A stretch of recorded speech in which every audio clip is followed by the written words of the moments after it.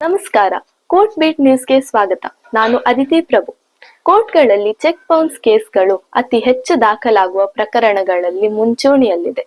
Negotiable instrument act ಅಡಿಯಲ್ಲಿ ದಾಖಲಾಗುವ ಪ್ರಕರಣಗಳಿಗೆ ಸಂಬಂಧಿಸಿದಂತೆ ಸುಪ್ರೀಂ ಕೋರ್ಟ್ ಇತ್ತೀಚೆಗೆ ಒಂದು ಮಹತ್ವದ ತೀರ್ಪು ನೀಡಿದೆ. ಅದೇನೆಂಬುದನ್ನು ನೋಡೋಣ. ಚೆಕ್ ಅಮಾನ್ಯ ಪ್ರಕರಣಗಳಿಗೆ ಸಂಬಂಧಿಸಿದ ಸುಪ್ರೀಂ ಕೋರ್ಟ್ ಮಹತ್ವದ ತೀರ್ಪೊಂದನ್ನು ನೀಡಿದೆ. ಸುಪ್ರೀಂ ಕೋರ್ಟ್ನ ನ್ಯಾಯಮೂರ್ತಿ ಸಿ. ಟಿ. ರವಿಕುಮಾರ್ ಹಾಗೂ ನ್ಯಾಯಮೂರ್ತಿ ಸಂಜಯ್ ಕರೋಲ್ ಅವರಿದ್ದ ವಿಭಾಗೀಯ ನ್ಯಾಯಪೀಠ ಈ ಮಹತ್ವದ ತೀರ್ಪು ನೀಡಿದೆ. ಚೆಕ್ ಕೇಸ್ ದಾಖಲಿಸಿದ ದೂರುದಾರ ಒಪ್ಪಿದರೆ ಮಾತ್ರ ಪ್ರಕರಣದಲ್ಲಿ ರಾಜಿ ಮಾಡಿಕೊಳ್ಳಬಹುದು ಎಂದು ಸುಪ್ರೀಂ ಕೋರ್ಟ್ ನ್ಯಾಯಪೀಠ ತೀರ್ಪು ನೀಡಿದೆ. ಚೆಕ್ ಅಮಾನ್ಯ ಪ್ರಕರಣದ ಫಿರ್ಯಾದಿ ತನ್ನ ಕೇಸಿನ ರಾಜಿ ಇತ್ಯರ್ಥಕ್ಕೆ ಒಪ್ಪಿಗೆ ಸೂಚಿಸದೆ ಇದ್ದಾಗ ಹೈಕೋರ್ಟ್ ಕ್ರಪ್ಟ್ ಸೆಕ್ಷನ್ 482 ಪ್ರಕಾರ ತನ್ನ ಅಂತರ್ಗತಾಧಿಕಾರ ಇನ್ಹೆರಿಟೆಡ್ ಪವರ್ ಬಳಸಿ ಚೆಕ್ ಅಮಾನ್ಯ ಪ್ರಕರಣವನ್ನು ರದ್ದುಗೊಳಿಸಿತ್ತು. ಹೈಕೋರ್ಟ್ನ ಈ ತೀರ್ಪನ್ನು ನ್ಯಾಯಪೀಠ ರದ್ದುಗೊಳಿಸಿದೆ. ಒಂದು ವೇಳೆ ಆರೋಪಿ ರಾಜಿಗೆ ಒಪ್ಪಿದರೂ ಫಿರ್ಯಾದಿಯ ಸಮ್ಮತಿ ಇದ್ದರೆ ಮಾತ್ರ ಚೆಕ್ ಅಮಾನ್ಯ ಪ್ರಕರಣದಲ್ಲಿ ರಾಜಿ ಮಾಡಿಕೊಳ್ಳಬಹುದು ಎಂದು ನ್ಯಾಯಪೀಠ ಸ್ಪಷ್ಟಪಡಿಸಿತು.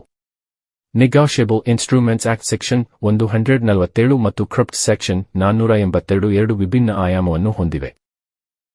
ನ್ಯಾಯದ ದುರುಪಯೋಗ ತಡೆಯಲು ಮತ್ತು ನ್ಯಾಯವನ್ನು ದೊರಕಿಸಿಕೊಡಲು ಕ್ರಪ್ಟ್ ಸೆಕ್ಷನ್ 482 ಅನ್ನು ಬಳಸಬಹುದಾಗಿದೆ. ಆದರೆ ನೆಗೋಷಿಯಬಲ್ ಇನ್ಸ್ಟ್ರೂಮೆಂಟ್ಸ್ ಆಕ್ಟ್ ಒಂದು ವಿಶೇಷ ಕಾಯ್ದೆಯಾಗಿದ್ದು, ದೂರುದಾರ ಒಪ್ಪಿಗೆ ನೀಡಿದರೆ ಮಾತ್ರ ರಾಜಿ ಮಾಡಲು ಸಾಧ್ಯ ಎಂದು ಸುಪ್ರೀಂ ಕೋರ್ಟ್ ನ್ಯಾಯಪೀಠ ಹೇಳಿದೆ.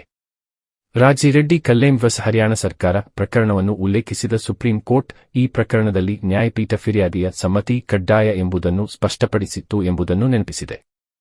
ದೂರುದಾರರಿಗೆ ನ್ಯಾಯಯುತ ಪರಿಹಾರ ಪಾವತಿಸಲಾಗಿದೆ ಎಂಬ ಆಧಾರದ ಹೈಕೋರ್ಟ್ ತೀರ್ಪನ್ನು ಒಪ್ಪಲಾಗದು ಎಂದು ಸ್ಪಷ್ಟಪಡಿಸಿದೆ.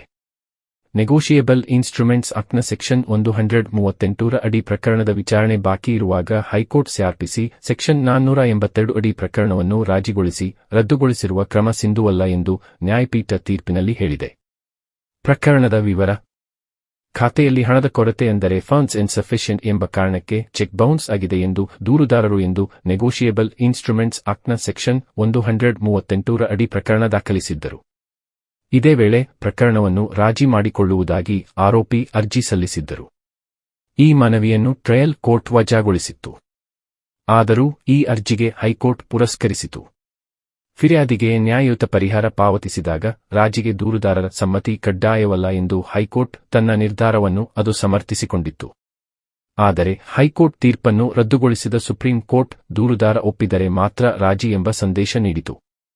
ಈ ಸುದ್ದಿ ಇಷ್ಟವಾದರೆ ಒಂದು ಲೈಕ್ ಮಾಡಿ, ಸಲಹೆ ಸೂಚನೆಗೆ ಕಮೆಂಟ್ ಮಾಡಿ, ಅದೇ ರೀತಿ ಸಬ್ಸ್ಕ್ರೈಬ್ ಮಾಡಿ ಬೆಂಬಲಿಸಿ. ನಿಮಗೆ ಈ ಸುದ್ದಿ ಇಷ್ಟವಾದರೆ ಲೈಕ್ ಮಾಡಿ, ಸಲಹೆ ಸೂಚನೆಗೆ ಕಮೆಂಟ್ ಮಾಡಿ, ಅದೇ ರೀತಿ ಸಬ್ಸ್ಕ್ರೈಬ್ ಮಾಡಿ ಬೆಂಬಲಿಸಿ.